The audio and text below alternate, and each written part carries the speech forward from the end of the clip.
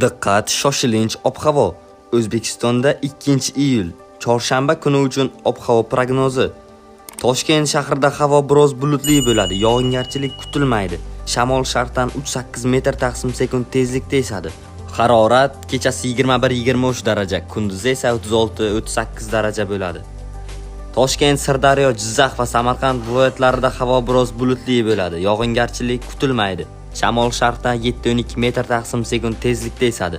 Harorat kechasi 20-25, kunduzi esa 34-39 daraja bo'ladi. Qashqadaryo va Surxondaryo viloyatlarida havo biroz bulutli bo'ladi, yog'ingarchilik kutilmaydi. Shamol sharqdan 7-12 metr taqsim sekund tezlikda esadi. Harorat kechasi 22-27 daraja, kunduzi esa 37-42 darajagacha ko'tariladi.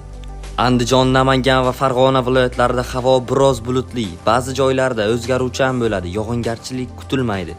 Shamol sharqdan 7-12 metr taqsim sekund tezlikda esadi. Harorat kechasi 20-25 daraja, kunduzi esa 32-37 darajagacha ko'tariladi.